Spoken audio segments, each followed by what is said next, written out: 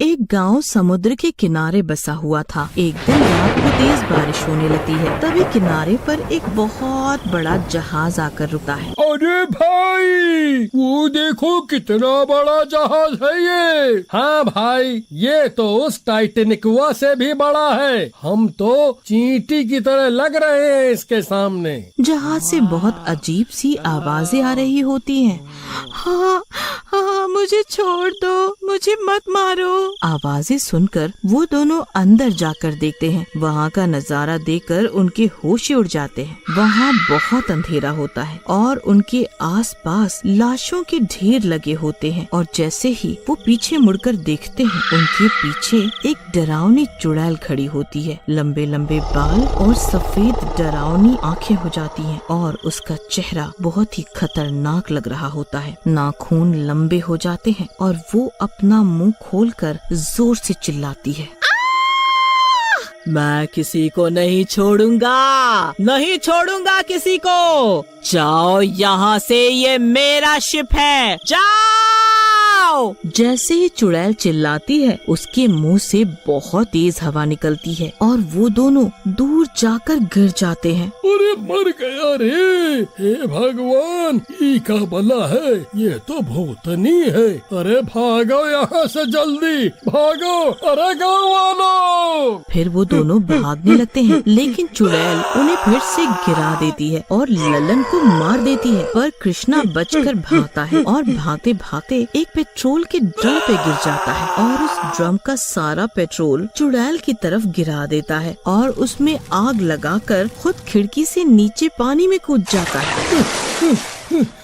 बच गया, लगता है मर गई जलकर चुड़ैल। भागते हुए मुड़ के देखता है, चुड़ैल उस शिप की खिड़की पे खड़ी होती है और उसे ही घूर रही होती है। ये देखकर कृष्णा के पसीने छूट जाते हैं। अरे ये नास मीठी जिंदा कैसे हो गई? भागो रे भागो, जल्दी यहाँ से भागो। वो गांव पहुँचता है और सबको शोर मचा के जगा देता है। अरे क्या हुआ? क्यों चिल्ला रहे हो आधी रात में? अरे भाई क्या बताऊं, लल्लन भाई को वो चुड़ैल ने मार दिया। किनारे पे भूतिया जहाज है, उसमें एक भूतनी है। अजी, ये क्या कह रहे हो आप? हाँ, मैं सच कह रहा हूँ भगवान, कोई वहाँ मत जाना। उनमें से कुछ लोग कृष्णा की बात नहीं मानते और चले जाते हैं। वहाँ वो चुड़ैल मिलती है और उन्हें मार देती है। इस तरह गांव में उस जहाज का आतंक फैल जाता है। जब सब लोग परेशान होते हैं, दूसरी ओर जहाज में एक भूत लड़की को डरा रहा होता है।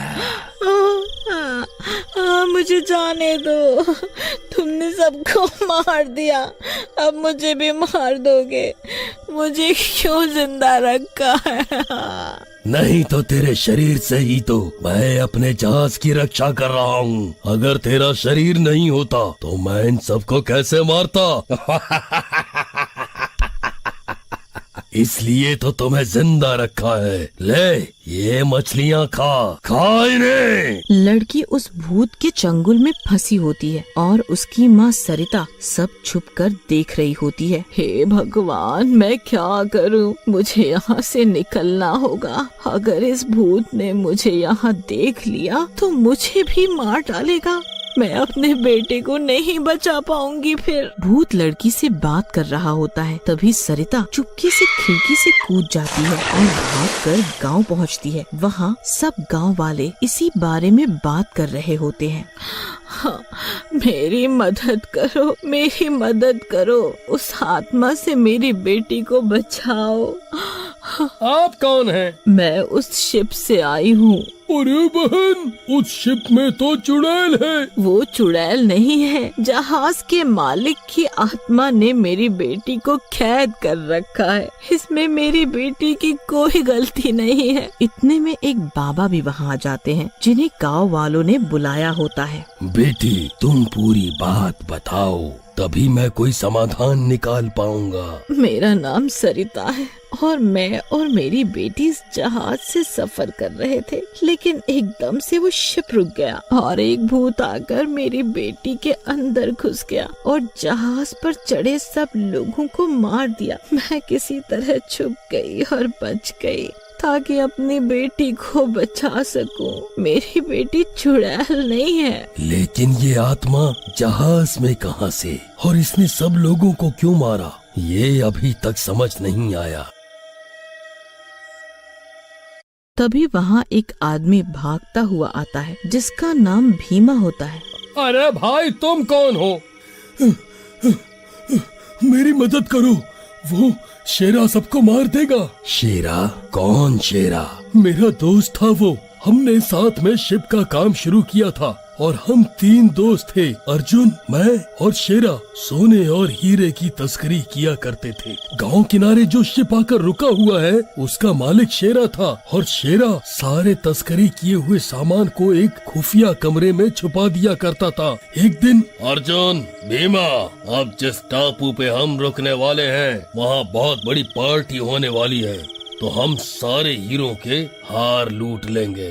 हाँ, ठीक है। फिर योजना के अनुसार वो सारे हीरे लूट लेते हैं और शिप में बने एक खुफिया कमरे में छुपाते जाते हैं। ऐसे करते करते वो कमरा सोने, चांदी और हीरे से भर जाता है और उस कमरे की चाबी शेरा के पास रहती है। एक दिन, अरे भीमा भाई, ये शेरा हमसे चोरियां करा करा करके खुद तो अमीर हो गया, लेकिन हमें तो बस बूंद भर दे देता है। क्यों ना इसे ही लूट ले? हाँ, सही कहा, मगर कैसे? अरे जब ये अकेला शिप पे होगा तो इसका गला दबाकर मार देंगे। फिर योजना के अनुसार जब शिप समुद्र के बीचों बीच होता है तो वो दोनों शेरा को गला दबाकर मार देते हैं। शेरा मर जाता है और फिर भूत बन जाता है। उधर भीमा और अर्जुन बहुत खुश हो रहे होते हैं। अब सारे शिप पर हमारा राज। लेकिन शेरा का भूत वहाँ आ जाता है और उन्हें मारने की कोशिश करता है, लेकिन मार नहीं पाता। एक दिन भीमा और अर्जुन को शिप पे पार्टी करने को कहा जाता है और इसके लिए उन्हें अच्छे पैसे मिलते हैं। पार्टी चल ही रही होती है कि तभी वहाँ शेरा का भूत आ जाता है। मेरा जहाज और तुम मजे करोगे? नहीं, ये जहाज सिर्फ मेरा है। लेकिन मुझे किसी का शरीर चाहिए, ऐसे मैं कुछ नहीं कर पाऊंगा। फिर उसे एक लड़की दिखती है और शेरा की आत्मा उस लड़की में घुस जाती है। उस लड़की का रूप बदलने लगता है और वो चुड़ैल बन जाती है। मैं किसी को नहीं छोड़ूंगी। मुझे ये शरीर चाहिए था, अब मेरी शक्ति बढ़ गई है। नहीं छोड़ूंगा, नहीं छोड़ूंगा। फिर गुस्से में चुड़ैल पार्टी में आए सब लोगों को मार देती है और फिर अर्जुन और भीमा की तरफ बढ़ती है।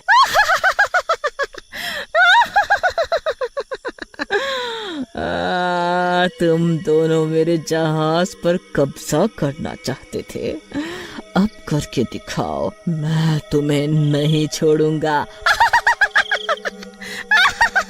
बस बाबा, इस तरह शेरा ने उस लड़की के शरीर पे कब्जा करके अर्जुन को मार दिया और मैं बचकर यहाँ आ गया किसी तरह से। गांव वाले ये सुनकर बहुत डर जाते हैं। लेकिन हमें उस लड़की को बचाना होगा और इस गांव को भी। इसका तो एक ही उपाय है, शेरा की लाश को ढूंढकर जलाना होगा। बाबा, उसकी लाश कहाँ है? वो मुझे पता है, मैं जला दूंगा। उसे मारकर हमने उसकी लाश को उसी खुफिया कमरे में छुपा दिया था जहाँ सारा तस्करी का सामान रखा है। हमें लालच में उसे मारना नहीं चाहिए था, पर मैं अब और लोगों की जान को खतरे में नहीं डालना चाहता। ठीक है, चलो फिर बाकी गांव वाले यहीं रुको। फिर बाबा, भीमा और सरिता तीनों मिलकर जहाज पर जाते हैं। भीमा, तू जिंदा है, अब तू नहीं बचेगा। भीमा, मैं इसे थोड़ी देर तक वश में कर सकता हूँ, ये बहुत शक्तिशाली है। तुम जल्दी जाओ और इसकी लाश को जला दो। नहीं नहीं, रुक जा भीमा, रुक जा। चुड़ैल चिल्लाते हुए भीमा को गिरा देती है। फिर बाबा उस पर मंत्र मारकर उसे रोकते हैं। फिर भीमा जल्दी से उठ जाता है और शीरा की लाश को जला देता है। शीरा की लाश जलते ही लड़की के अंदर का भूत भी जलने लगता है और वो लड़की ठीक हो जाती है। इस तरह भूतिया शिप से सबको मुक्ति मिल जाती है।